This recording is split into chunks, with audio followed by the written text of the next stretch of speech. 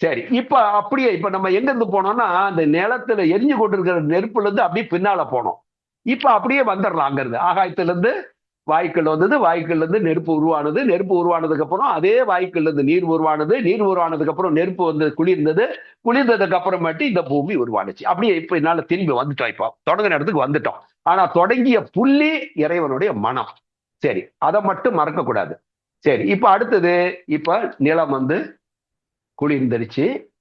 இப்ப அந்த குளிர்ந்த அந்த நிலப்பகுதி மேல அது நம்ம ஏற்கனவே கூட பார்த்துட்டோம்.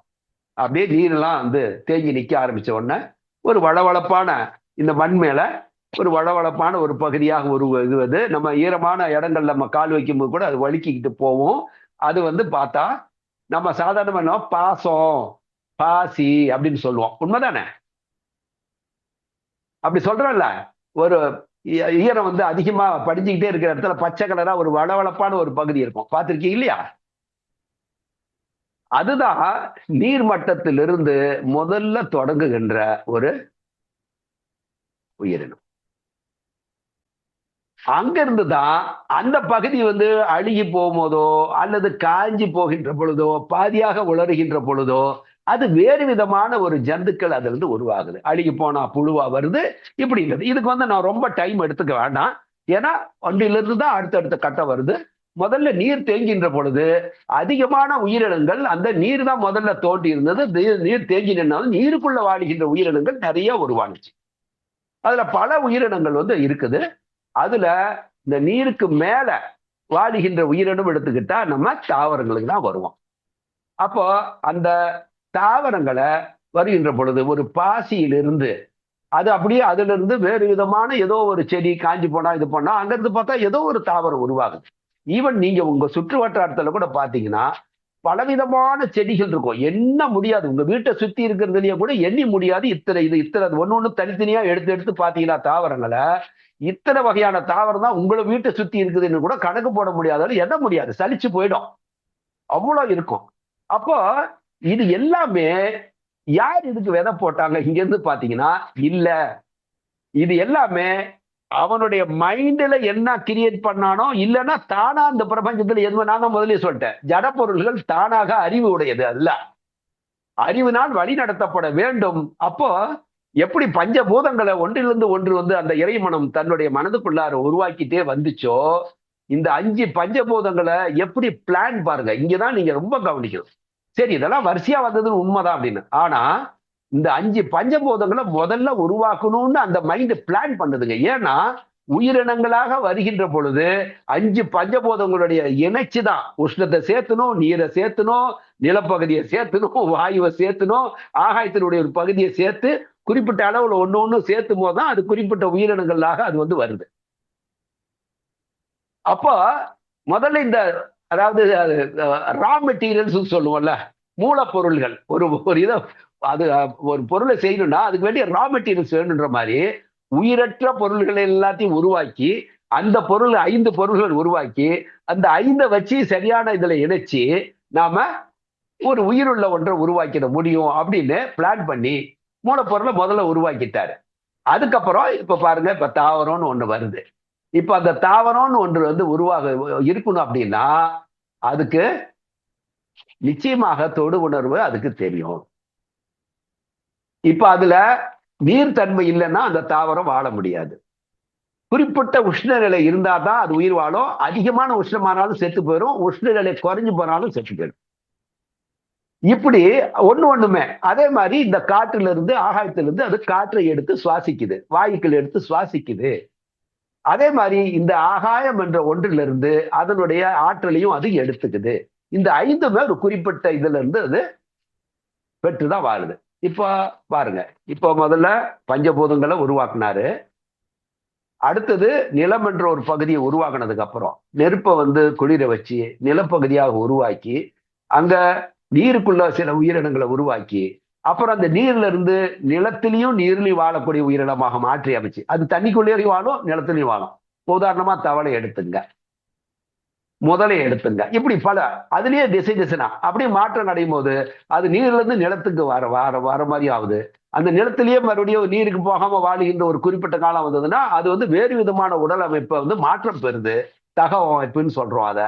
சோ இந்த மாதிரி படிப்படியாக அந்த ஒரே ஒரு சென்ஸ் உடைய அந்த தொட்டா உணர்கின்ற ஒரு உயிரினமாகிய தாவரம். அந்த தாவரம் வந்து அழுகி போனாலோ அது வந்து அழிகின்ற தருவாயில அது உள்ள இருந்து வேறு ஒரு உயிரினம் உருவாகுது. தாவரம் ஒரு இடத்துல இருந்து இன்னொரு இடத்துக்கு நகர முடியாது.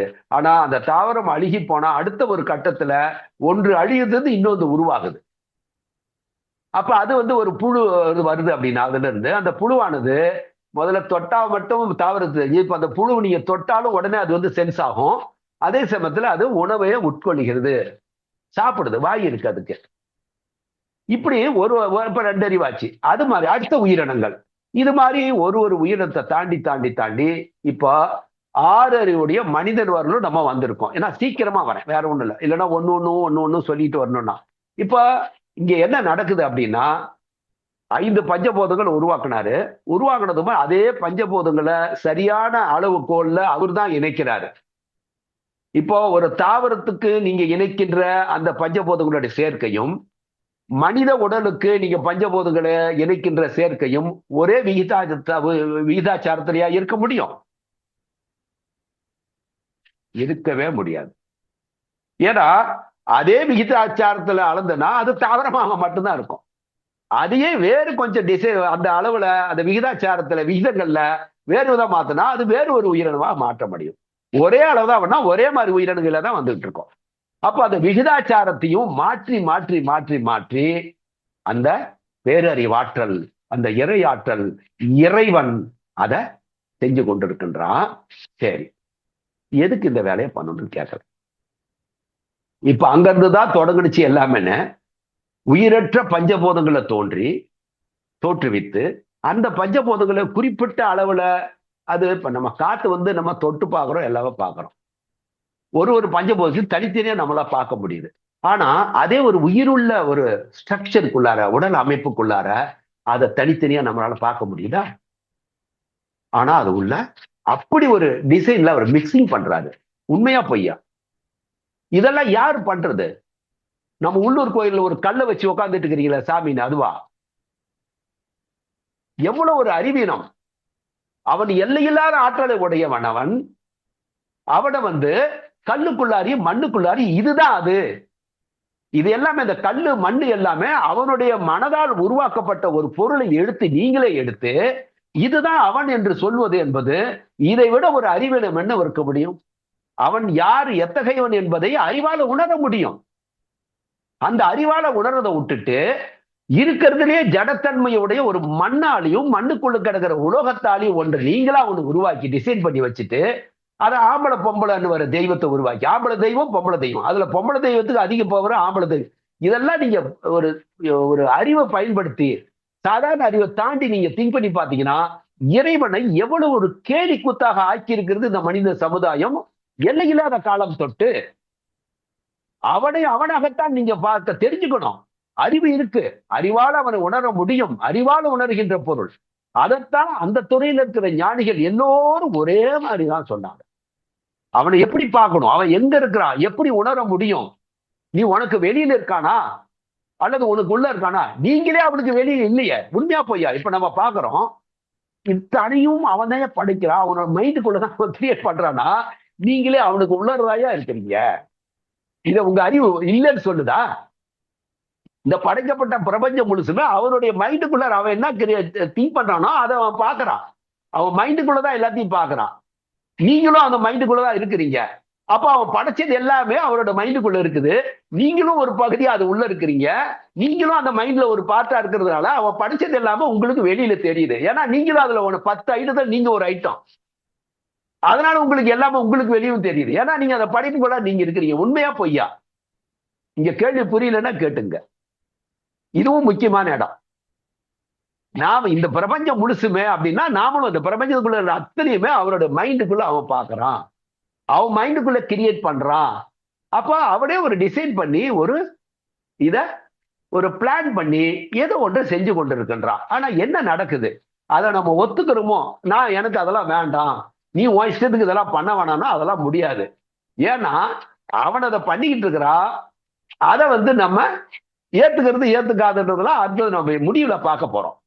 இதை நீங்க மறுத்துட்டு ஓட முடியுமா அப்படின்றதுக்கு. சரி, இப்போ அந்த மாதிரி நம்ம வரிசையா நம்ம வந்துட்டு போகும்போது இங்க என்ன டெவலப் ஆகுதுன்னா, முதல்ல வந்து மண்ணுன்றது அதி ஜடமா இருந்தது, ஆகாயம் என்பது அதி சூட்சுமமான அதி நுண்மையான பொருளா இருந்தது. அப்ப நுண்மையான ஆகாயத்திலிருந்து படிப்படியாக ஜடத்தன்மையுடைய ஒரு பொருளாக நிலம் வந்துச்சு. அதே இப்போ நிலம் என்ற ஜடத்தன்மையிலிருந்து மீண்டும் அந்த நுட்பமான தன்மை அதிகரித்து கொண்டே போகிறது. இப்ப மனம் ஒன்று வருது. இப்ப நிலமா இருந்தப்ப வெறும் ஜடத்தன்மையா இருந்துச்சு, அதுக்குள்ள மைண்ட் இல்ல. ஆனா நிச்சயம் மைண்ட் இல்லைன்னு நம்ம சொல்றோம். ஆனா அதே மண்ணுக்குள்ள இருந்துதான் இந்த பஞ்சபூதங்கள்லாம் ஒரு குறிப்பிட்ட இதுல சேரும் போது அதுக்குள்ளார இந்த மனம் என்ற ஒன்றும் இருக்குது. ஏன்னா மைண்டுக்குள்ளதான் எல்லாமே இருக்குது, நம்ம மைண்டும் அதுல கலந்துதான் இருக்குது. அப்ப அதுவும் சேர்ந்த சேர்க்கையா தான், பஞ்சபூதங்கள் மட்டும் இல்ல, அந்த பஞ்சபூதங்கள் என்பது அவருடைய மைண்டுக்குள்ளதான் இருக்கும் போது ஆட்டோமேட்டிக்காக அந்த பஞ்சபூதங்களோட அவருடைய மைனம் கனெக்ட் ஆயிருக்கு. அதை உயிருள்ள நிலையில வந்து அவன் வந்து அடுத்த ஸ்டேஜ்ல உருவாக்கும் போது அது செயல்படக்கூடிய, தானா செயல்படக்கூடிய ஒரு தாவரம் வந்து அது அது அதனுடைய நிலைக்கு அது வந்து ஒரு செயல்பாட்டை செய்யுது. ஆனா ஒரு மண்ணு வந்து செயல்பாட்டை செய்ய முடியாது. அப்ப என்ன நடக்குதுன்னா, அந்த அவனுடைய அறிவே ஒரு ஜடநிலையை போல மாறுகிறது. நுண்மையான நிலையிலிருந்து ஒரு பகுதியை வந்து மாத்துறான். அவனுடைய மைண்டுக்குள்ளார ஒரு பகுதியை ஒரு நுண்மையான பகுதியிலிருந்து அது அதிஜடமான ஒரு பகுதிக்கு அவனே மாற்றம் அடைஞ்சு மறுபடியும் அதிஜடமான நிலையிலிருந்து அவன் என்ன பண்றான், உயிரினங்களாக உருவாக்கி படிப்படியாக அங்க மனமானது வளர்ச்சி அடைகிறது. இது முக்கியமான பாயிண்ட். இப்ப உயிரற்ற 5 பஞ்சபூதங்கள் உயிருள்ள நிலைக்கு படிப்படியாக மாறுகின்ற பொழுது அங்க உண்மையிலேயே நம்ம தோற்றத்தை பத்தி பேசுறோம். அது தாவரம், அதுக்கு தொட்டா சென்ஸ் இருக்குது. சரி, அதுக்கு அடுத்தது ஒரு புழு இருக்குது, அது ஒரு இடத்த விட்டு நகருது, அது தொட்டாவும் தெரியுது, அது சுவைக்கவும் தெரியுது. அப்படின்னு என்ன அர்த்தம், அதனுடைய மைண்டு சாப்பிடணுன்றதுக்கு அது பசிக்குது, அதுக்கு சாப்பாடு வேணும்னு தேடுது. அப்ப மைண்ட் ஒர்க் பண்ண ஆரம்பிக்குது.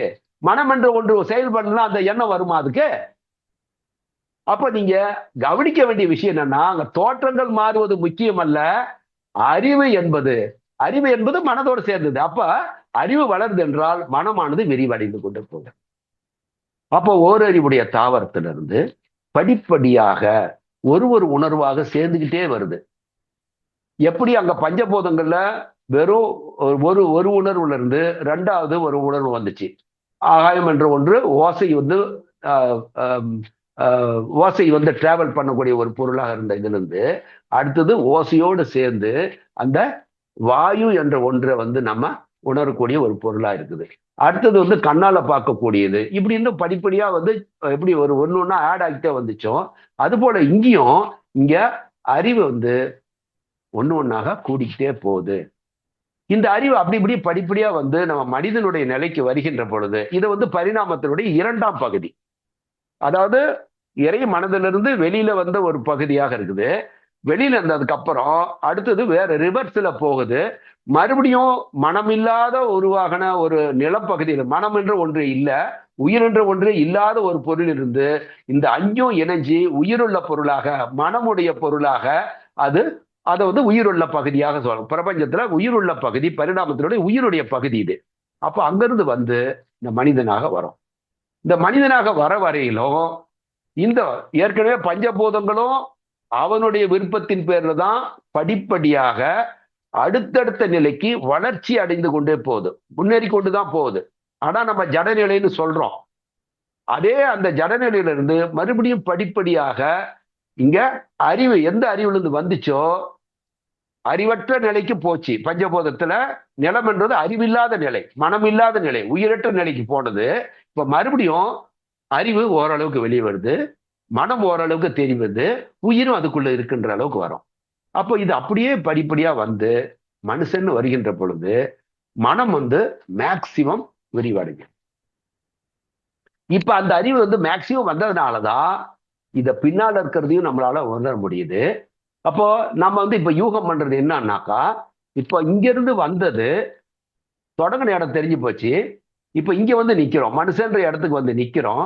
இப்ப மனுஷன் வந்ததுக்கு அப்புறம் என்ன வந்து டிராவல் உடம்புக்குள்ள உடம்பு மட்டும் மாறிக்கிட்டே இருக்குது. ஆனா அது உள்ள இருக்கிற விஷயம் வந்து மாறவே இல்லை. எது? மனம் என்ற ஒன்று இருக்குது. உயிர் என்ற ஒன்று இருக்குது. உயிராற்றல் என்பது. அந்த உயிராற்றல் என்பதுதான் நான் சொன்னேன்ல வாயுக்கள் இருக்குது. அது உயிராற்றல். அப்ப மனம் என்ற ஒன்று இருந்தா அறிவு இருக்குது. மனம் அடுத்தடுத்த உயிரினங்களுக்கு மாற மாற ஓர் அறிவு, ரெண்டு அறிவு மனம் என்பது விரிவடைஞ்சிட்டே போகுது. அறிவு என்பது வளர்ந்துகிட்டே போகுது. இப்போ இந்த அறிவு என்பது பேரறிவாற்றல் இருந்து தான் எல்லாமே வந்துச்சு. அறிவற்ற நிலைக்கு அதனுடைய படைப்பினுடைய நிலை போச்சு. மறுபடியும் இப்ப அந்த அறிவு தான் அடுத்தடுத்த நிலையை வந்து கடந்துகிட்டே போகும் போது இப்ப அதுக்கு அடுத்த அறிவு நிலை அந்த படைத்த ஆற்றலையே அறிந்து கொள்ள முடியும் என்ற அளவுக்கு இந்த மனிதனுடையக்குள்ளார அறிவாற்றல் கெப்பாசிட்டி கொடுக்கப்பட்டிருக்கிறது. அப்போ இந்த அறிவு ஒண்ணுல இருந்து ரெண்டுக்கு போச்சு, ரெண்டுல இருந்து மூணு, மூணுல இருந்து நாலு, நாலுல இருந்து அஞ்சு, அஞ்சுல இருந்து ஆறுக்கு வந்திருக்கு. ஆறுல இருந்து அறிவு அடுத்த நிலைக்கு போய் தானே ஆகணும். இந்த இடத்துலயும் இந்த கேள்வி நீங்க புரிஞ்சுக்கணும். இது உங்களுடைய விருப்பத்தை நடக்கல, அதுவாகவே நடக்குது. ஆனா நம்மளால ஊகிக்க முடியுது. அறிவு வந்து ஒரு இடத்துல இருந்து அடுத்தடுத்த கட்டத்துக்கு உயர்ந்து கொண்டே போகிறது. மனம் என்பது விரிவடைஞ்சுக்கிட்டே போகுது. ஒரு தாவரத்திற்கு மைண்டினுடைய விரிவாக்கத்துக்கும் அதனுடைய அறிவினுடைய எல்லைக்கும் மனுஷனோட கம்பேர் பண்ணி பாத்தீங்கன்னா மனிதனுடைய மனம் அந்த அறிவினுடைய கெப்பாசிட்டியை வச்சுதான் அந்த மைண்ட் எவ்வளவு பெருசுன்னு பார்க்க முடியும், எவ்வளவு பெருசா இருக்கும்னு. ஒரு தாவரத்தில் இருக்கிற மைண்டு அதுக்கு அறிவு என்பது தொட்டா தெரிஞ்சுக்கிற மட்டும்தான் அறிஞ்சு கொள்ள முடியுது. ஆனா ஒரு மனுஷனால இந்த பஞ்சபூதங்களை மட்டுமல்ல, இந்த பிரபஞ்சத்தையே எங்க இருந்து வந்திருக்கும், இங்க இருந்துதான் இது வந்துச்சு, இதுக்கு முன்னால அது இருந்துச்சு, அது இல்லைன்னா இது வந்திருக்க முடியாது அப்படின்ற அளவுக்கு நம்ம அறிவை வச்சு நம்ம எல்லாமே பண்றோம் போது இந்த அறிவு தான் இங்க சின்னதுல இருந்து பெருசா போயிட்டே இருக்கும்போது அது எல்லை எங்கன்னா அறிவினுடைய எல்லை என்ன? அதுக்கு மேல ஒரு அறிவே இல்லைன்னா அது எதனுடைய அறிவு? இறைவனுடைய அறிவு. அப்போ இந்த அறிவு இந்த தேகத்தை இந்த ஸ்ட்ரக்சருக்குள்ளார இப்ப இந்த அறிவை வச்சு நாம எங்க எதை நோக்கி இந்த பிரயாணம் போயிட்டு இருக்குதுன்னா மறுபடியும் இதுக்கு அடுத்த நிலை என்பது இதுவரையிலும் மனிதர்கள் யாரும் பார்க்கல. ஓரறிவுடைய தாவரத்தை பார்த்தோம், ரெண்டு அறிவுடையதை பார்க்கிறோம், மூணு அறிவு, நாலு அறிவு, அஞ்சு அறிவு, ஆறு அறிவு எல்லாம் பார்க்கிறோம். ஆறு அறிவுக்கு அப்புறம் இன்னொன்னு இதுக்கு மேல ஏழாவதா அறிவுடைய ஒரு உயிரினம் இருக்குது அப்படின்னு நம்ம பார்த்திருக்கோமா? இல்ல. ஏன்னா அறிவு இதுக்கு மேல ஒரே ஒரு கட்டம் தான் இருக்கு. இந்த அறிவு எந்த அறிவுல தொடங்குனுச்சோ அந்த அறிவுக்கு பெருசாகணும், அவ்வளவுதான். அடுத்த ஸ்டேஜ் அவ்வளவுதான். அப்போ இந்த கேம எப்படி டிசைன் பண்ணப்பட்டிருக்குதுன்னா நாம அந்த பஞ்சபூதங்கள்ல அறிவற்ற நிலைக்கு போய் மறுபடியும் அறிவு வந்து படிப்படியாக வந்து வளர்ந்து இந்த அறிவு அறிவோட மெர்ஜ் ஆகும். இந்த ஒரே ஒரு காரணத்துக்காக தான் இவ்வளோ பெரிய டிராமா நடக்குது. எல்லாமே மறுபடியும் இந்த உயிருள்ள நிலைக்கு வந்தே ஆகணும். எதுவாக இருந்தாலும் சரி, எல்லாமே இந்த உயிருள்ள நிலைக்கு வந்து அறிவு படிப்படியாக வளர்ந்து அந்த அறிவு மறுபடியும் பாருங்க, நான் முதல்ல சொல்றேன், இன்னொன்னு இந்த இடத்துல ஞாபகப்படுத்துறேன். உடல் தோற்றங்கள் மாறிக்கிட்டே இருக்குது. உடல் தோற்றத்துக்கு ஏற்ற மாதிரி அறிவு வந்து வளர்ந்துகிட்டே வருது. ஆனா அறிவும் அந்த ஆன்மாவும், அதாவது உயிர் அல்லது ஆன்மான்னு சொல்றது, ஒரு உடம்பை விட்டு இன்னொரு உடம்புக்கு போய்கிட்டு தான் இருக்குது. ஆனா இதுக்கப்புறம் இன்னொரு உடம்பு வந்து படைக்கப்படலன்னு போது இப்ப அந்த அறிவு இந்த உடம்பை விட்டுட்டு அறிவாக மாறணும். ஏன்னா அவர் அறிவின் ஆற்றலாக தான் இருக்கிறாரு. அவருக்கு தோற்றம் தேவையில்லை. எதுக்கு அவருக்கு தோற்றம்? இப்ப மூக்கு வேணுமா அவருக்கு? எதையாவது ஸ்மெல் பண்ணணுமா? ஏங்க ஸ்மெல்லே அவரு தான் உருவாக்குறாரு. ஸ்மெல்லே அவர்கிட்ட தான் உருவாகுது. அப்போ அவருக்கு மூக்கு வந்து ஸ்மெல் வந்து இது வேணுமா? அல்லது அவர் தான் எல்லாமே தன்னுடைய மைண்டுக்குள்ளாரியே உங்க மைண்டுக்குள்ளார பாக்குறது உங்களுக்கு வந்து வேறு புறக்கண்ணு தேவையா? தேவையில்லை. அப்ப எல்லாமே அவர் மைண்டுக்குள்ள பாக்குறதுக்கு அவருக்கு கண்ணு தேவையா? ஏன்னா எல்லாமே அவரு தான் பாக்குறாரு. அவர் மைண்டுக்குள்ளேயே பாக்குறாரு, அவருக்குள்ளேயே கிரியேட் பண்றாரு. அது எல்லையில்லாத மனம், நம்மளது எல்லையுள்ள மனம். அதுக்குள்ள எவ்வளவு பார்க்க முடியுமோ கற்பனையில பார்க்கலாம். அப்போ அவனுக்கு இந்த உடல் என்பதே தேவையில்லை. உடம்பு இருக்குது, உங்களுக்கு பசிக்குது, அவனுக்கு பசி இருக்குமாண்ணா? இல்ல. அவன் வெறும் அறிவாற்றலாக மட்டுமே இருக்கின்றான். அவன் இதையெல்லாம் கடந்த ஒரு பொருளாக இருக்கின்றான். அப்ப நாம இந்த எல்லாத்தையும் விட்டுட்டு இந்த உணவுக்காகவும் இதுக்காகவும் இருக்கின்ற உடம்ப வச்சு வளர்த்துக்கிட்டு எதுக்கு இது வளர்த்துக்கணும் அப்படின்னா இந்த உடம்பு இருக்கிற வரையிலும் தான் நீங்க அந்த அறிவை பயன்படுத்த முடியும். அந்த அறிவை தொடரணும்னா அதுக்கு என்ன பண்ணணும் அப்படின்ற முயற்சி நீ இங்க தான் எடுக்கணும்.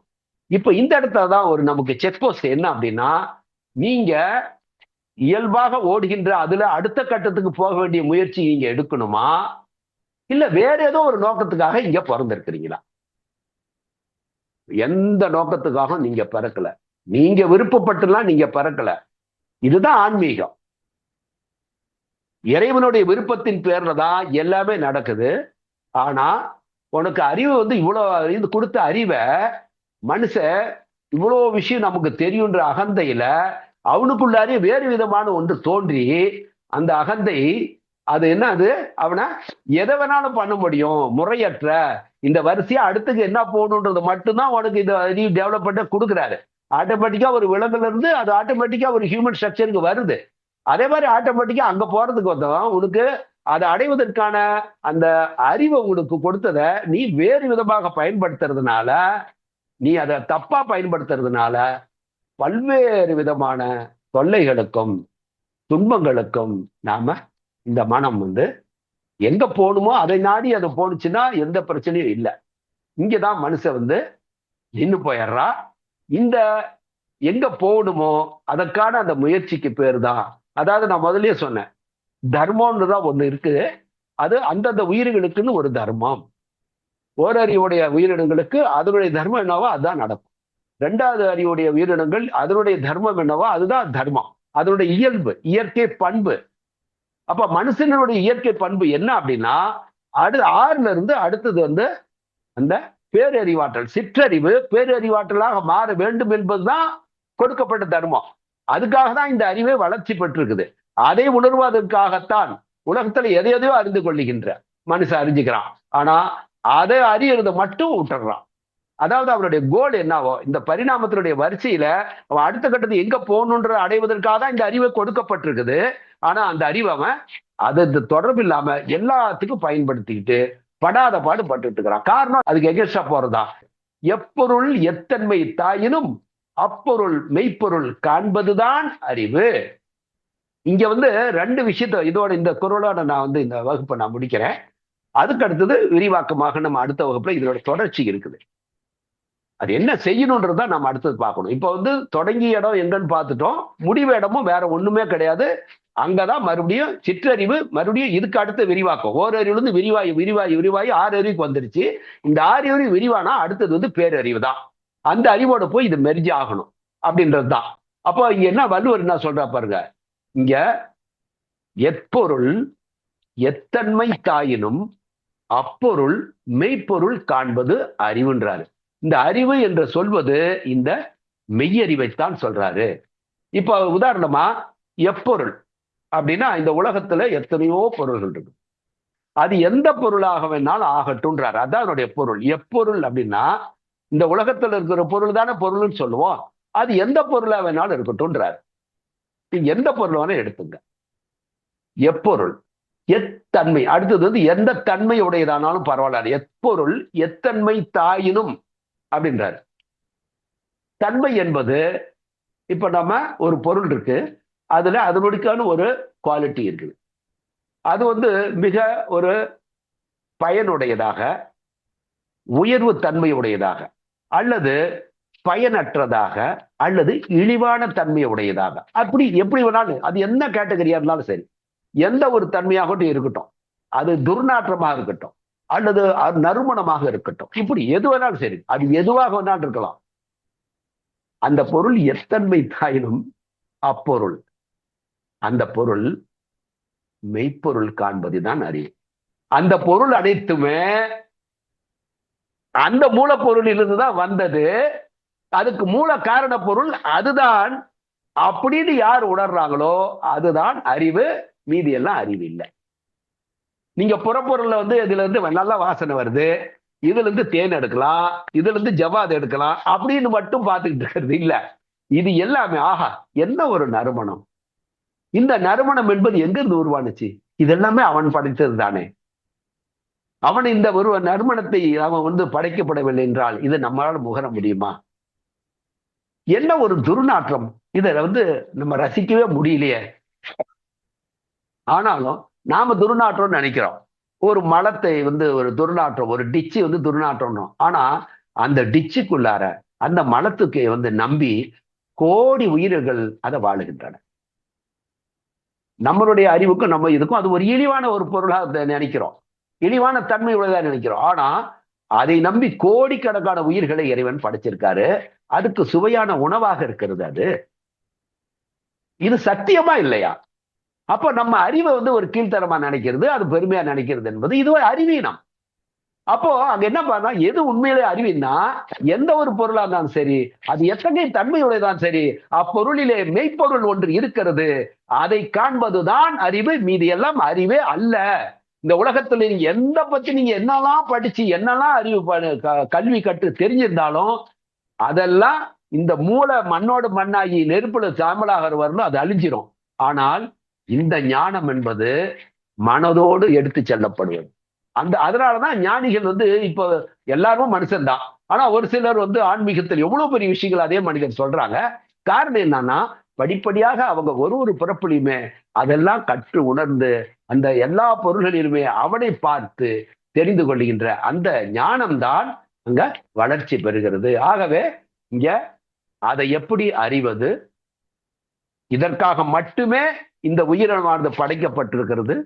மனித உடல் கொடுக்கப்பட்டது அது ஒன்றுக்காக மட்டுமே, பேரறிவோடு சிற்றறிவை இணைப்பதற்காக மட்டுமே அன்றி வேறு எதற்காகவுமே இந்த பரிணாமம் என்பது வளர்ந்துகிட்டே போகல. இதுக்கு என்ன அர்த்தத்தையும் யாராலையும் கற்பிக்கவே முடியாது. என் அறிவு ஒத்துக்கலன்னா போகும். அது உங்களுடைய விருப்பம். ஆனா 2வது காரணம் எதுவுமே இல்லை. ஓரறிவிலிருந்து அறிவு வளர்ச்சி அடைஞ்சு இந்த அறிவுக்கு வந்தது அடுத்த நிலைக்கு போறதுக்காக மட்டுமே. ஆனா எந்த மனிதன் அதை உணரலையோ அதுதான் பாகவத தர்மம். அந்த இப்ப நான் சொல்றேன், எப்பொருள் எத்தன்மை தாயினும் மெப்பொருள் காண்பது அறிவு என்பதுதான் அதான் பாகவத தர்மம், மனுஷனுக்குரிய தர்மம். ஒரு விலங்கு வந்து எப்பொருள் எத்தன்மை தாயினும் அப்பொருள் மெய்ப்பொருள் காண்பது அறிவுன்றது ஒரு விலங்குக்கு புரியுமா? நான் மனுஷன் உணரணும். இதுதான் அந்த பாகவத தர்மம், மனித தர்மம். இதுதான் 6வது அறிவு. அதற்கான இதுதான் நான் இப்ப வந்து முடிவு புள்ளி அங்க மட்டும்தான் இருக்கு. 2வதா வேற இடம் இல்லை. ஆனா மனுஷன் எங்க போறான்? முடிவு புள்ளிக்கு பதிலா ரிவர்ஸ்ல போறான். 6ல இருந்து 5க்கு போயிடுறான், 4க்கு போறான். அதுக்கு ஏன்னா அவன் நடக்கிறத பொறுத்து அந்த அறிவை வந்து அவன் எப்படி பயன்படுத்துறான். அதுக்கு வந்து மேல போறதுக்கு பயன்படுத்தினா மேல போவான். நிச்சயமா அடுத்த பிறப்புல மனுஷனானாலோ அங்க ஒரு ஞானியாகவோ சாதாரண ஒரு மனுஷனோட தெளிவு பிறந்தனாகவோ அந்த அறிவு வந்து போவோம். ஏன்னா அறிவு டிராவல் பண்ணிக்கிட்டே இருக்குது உடம்ப விட்டுட்டு. ஆகவே இந்த பாகவத தர்மத்துல 4 பிரிவுகள் இருக்குது. முதல் 3 விஸ்தார, ரச, தேவையா.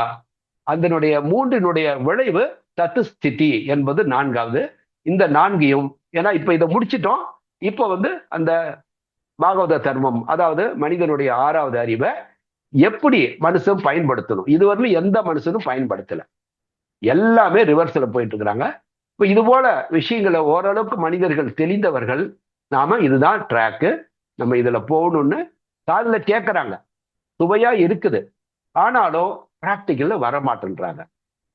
தப்பிக்கிறதுக்கு 2வது இடமே கிடையாது. சுபஷ்ய சீக்கிரம், அசுபஷ்ய காலகரம். இந்த சுலோகத்தினுடைய விளக்கத்தை அடுத்த வகுப்பினுடைய தொடக்கத்துல சொல்லி, அடுத்த வகுப்பினுடைய இதை என்ன விஸ்தாரம்னா என்ன, ரசனா என்ன, தேவையானா, தத்து ஸ்திதினா என்ன, அதாவது முடிவு புள்ளிய எப்படி அதை தொட முடியும், அது மனிதர்கள் யாரும் சொல்லி கொடுக்கல. ஆனா சொன்னா தெரிஞ்சுக்கணும்ல. என் பாட்டை செஞ்சதே இன்னும் பண்ணிட்டு மணியாட்டிட்டு இருக்கிறோம். தேவையா?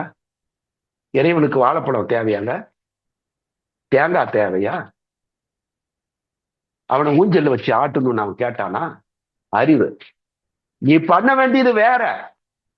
எவனோ ஒண்ணு சொன்னா அதை அப்படியே கண்மூடித்தனமா குதிரைக்கு அடிவாளம் கட்டின மாதிரி சைட்ல எதையும் பார்க்க முடியாது, ரோட மட்டுமே அது பார்த்துட்டு போகும். அது மாதிரி இந்த மனித அறிவை கட்டி போட்டு விட்டார்கள். இந்த தெளிவு பிறக்கலைன்னா, இந்த ஞானம் வரலன்னா, இறைவன் யார் என்பதையும் இறைவனுக்கும் எனக்கும் என்ன தொடர்பு என்பதையும் அவனோடு எப்படி உறவாடுவது என்பதையும் அவன் ஒருவன் தான் உங்களுக்கு நிலையாடவன் என்பதும் எல்லாம் இந்த உலகத்துல கூட இருப்பாங்க. ஒருத்த கூட எப்பயுமே கடைசியோடு வரல. எல்லாரும் விட்டுட்டு நாம நாமளும் எல்லாத்தையும் விட்டுட்டு போயிடுவோம். நம்மளை எல்லாரும் விட்டுட்டு போயிடுவாங்க. ஆனா எப்பயுமே விடாம அவன் உங்களுக்குள்ளாரே டிராவல் அடுத்தடுத்த நிலைக்கு போயிட்டுதான். புழுவாய் பிறப்பினும் புண்ணியா உண்டடி மறவாது இருக்க வரம் தர வேண்டும். எல்லா நிலையிலும் அவன் கூடவே இருக்கான். அடுத்த வகுப்புல நம்ம இந்த இந்த இத பொருளை சொல்லிட்டு தான் போவோம். எது? சுபஷ்ய சீக்கிரம், அசுபஷ்ய காலகரணம். அங்கிருந்து தொடங்குவோம் அடுத்த வகுப்பு. நன்றி, வணக்கம். நன்றியா. நன்றி. வகுப்பு எப்படி இருந்தது? ஓரளவுக்கு இன்ட்ரெஸ்டா இருந்ததா? சிறப்புயா. உங்க கருத்துக்களை ஒவ்வொருத்தரும் அதுல உங்க சும்மா ஒரு 4 வரி போடுங்க. ஏதாவது வாய்ஸ் மெசேஜ்ல எப்படி சிறப்பா இருந்தது, எவ்வளவு பயனுள்ளதா போட்டீங்கன்னா இந்த வராதவங்களாம் அதை கேட்டு ஓஹோ ஏதோ உண்மையிலேயே ஏதோ இதாக இருக்கு நாம நினைச்ச மாதிரி இல்லை போல அட்லீஸ்ட் வருவாங்க. இதெல்லாம் ஒரு வகையான சேவை தான். சரி, நன்றி. தொடர்ச்சி நல்லா அருமையா இருந்ததுங்க ஐயா. ஐயா சுவைக்கிறதுக்காக இல்ல, நம்மளாம் மனிதர்கள், நம்ம பிராக்டிக்கலி இறங்கணும். கோடி பேர் இந்த உலகத்தில் இருக்கட்டும். ஆனா யாரெல்லாம் அந்த வழியை கண்டுபிடிச்சு அடுத்த வகுப்புல சொல்ற விஷயத்த ஃபாலோ பண்றோமோ அவங்கதான் இந்த பிறப்பினுடைய பயனை அனுபவிப்பாங்க. அதை அடுத்த வகுப்புல பார்ப்போம். சரியா? நன்றி, வணக்கம். நன்றி, நன்றி ஐயா. நன்றி ஐயா. நன்றி, நன்றி.